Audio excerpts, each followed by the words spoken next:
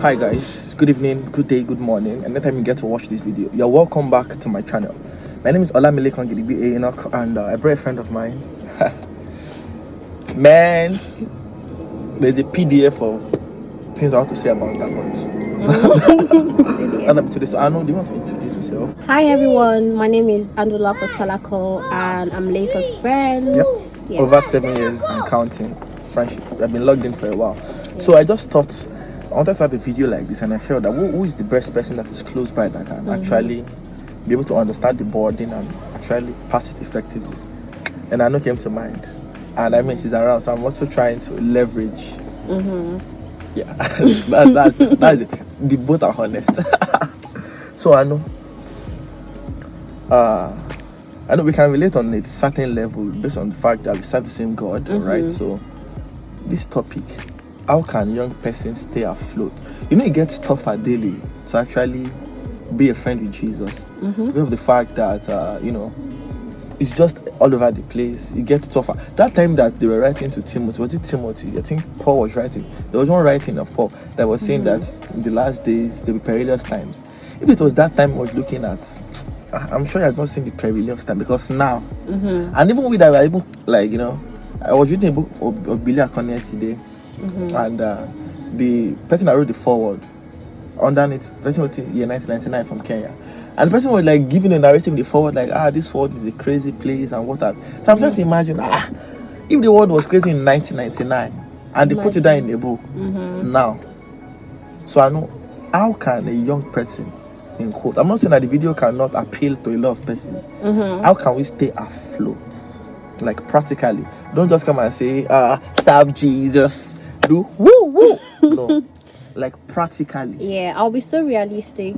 As we all know, like you said, it's very hard for like young people today to go, like, especially if you're a believer or you're a Christian, it's very hard for you to just maintain, like, I don't say maintain a relationship with God, but you have so many distractions. I will use the word distractions.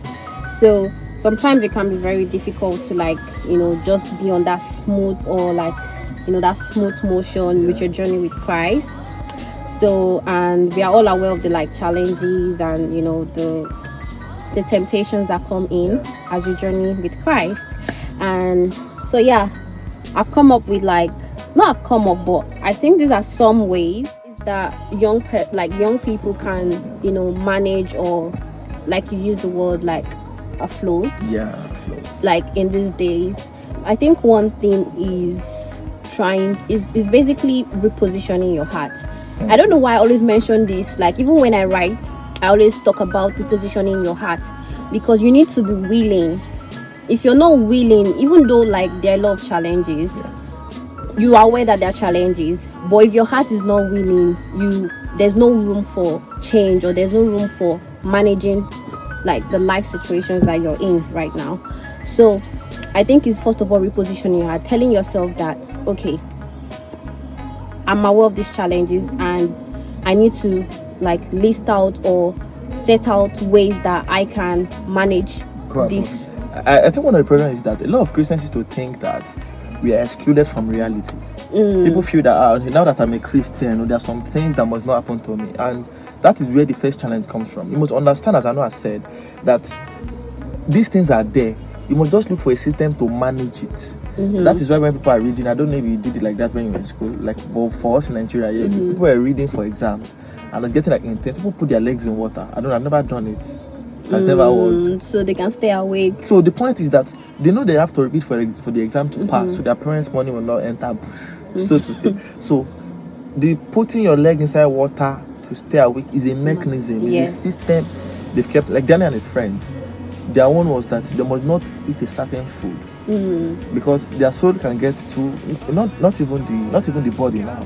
Not that they may start looking good, but their soul must not get too comfortable, because they need ideas coming that they will need to stand up and speak against some of the things the king could do. So they need to first stay afloat. Do you swim?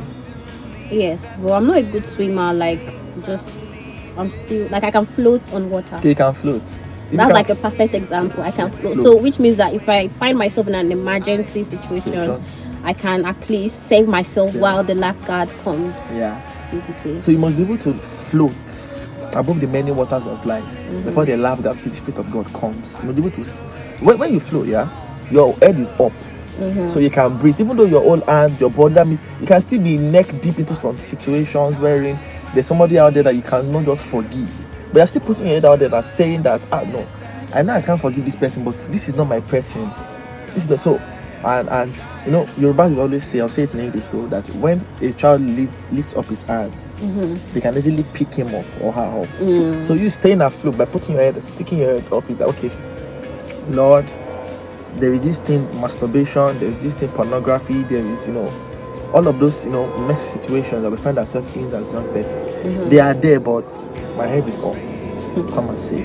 Yeah. So what other way do you think? I think another way is having a mentor.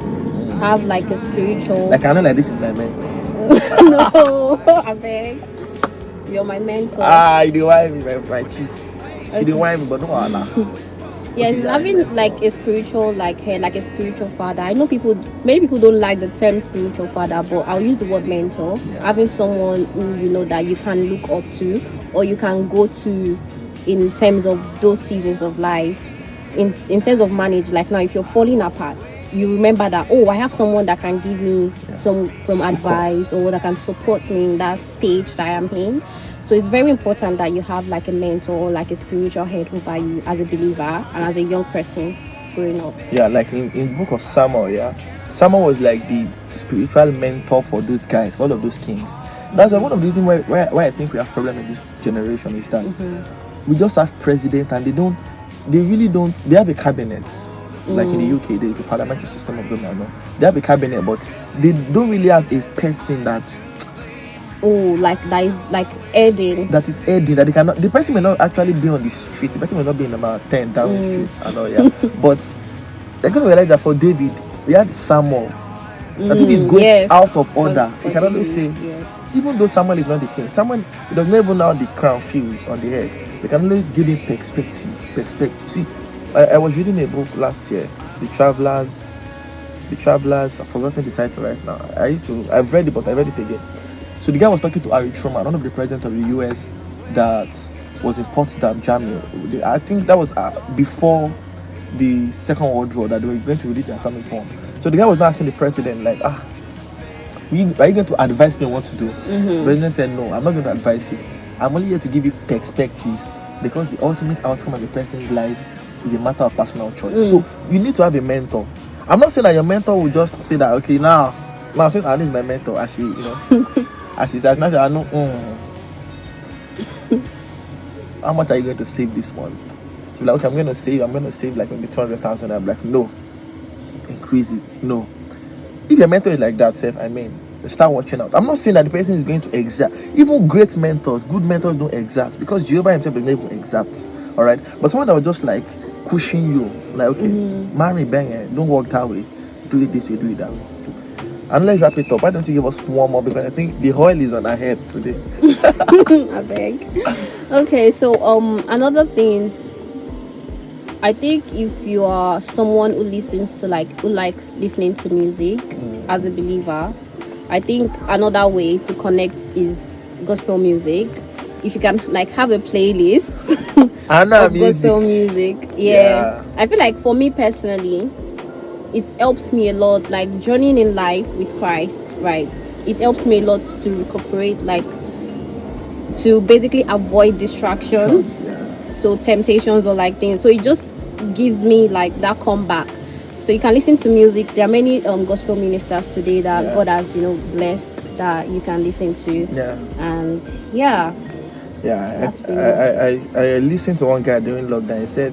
Someone said, I don't care who writes the law of the land, but I care about the person that writes the music or the entertainment, because the law at times, now there are over thousands of earth laws in Nigeria, but we cannot keep it in our head.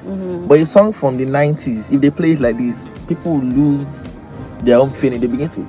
So music, there's a reason why Saul used to allow for David to play the guitar for him back in those days. Because the Bible said that the Spirit of the Lord departed from him, then God sends a demonic spirit. So it is whenever he strikes the guitar, it kind of assuages that situation, it helps in managing. So music too can help your soul. It can keep you. At times, even instrumentals. And sometimes I think, apart from the sound of the music, if you listen to many gospel ministers, like gospel ministers today, is the content of their music, which means like the words. Sometimes those words are, I don't know, it's just maybe it's the grace upon their lives. Like the lyrics of the songs can, I feel like they can help you. I don't know if this is like you understand what I mean. Yeah, they would definitely.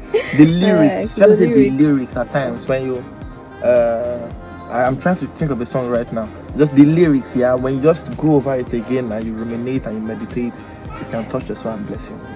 So there's this one, I think many people know Theophilus. Like he always talks about like hunger, not really hunger, but hunger and like intimacy. So many intimacy with God. Sometimes, in fact, that's a very good one to actually connect to, because in the midst of the challenges of life, in the midst of temptations, it's very easy for you to just listen to those music, and it's a way of connecting back to God and reminding yourself that, you know, God still loves you and you can still reconnect back to Him in the midst of everything. And it's going to help you with your daily life. Do you know Lawrence Oyor? Yes, Lawrence Oyor. Thank you so much, guys. And if you like, comment, share, subscribe. If you want to see I know again, don't let us go there. Bye.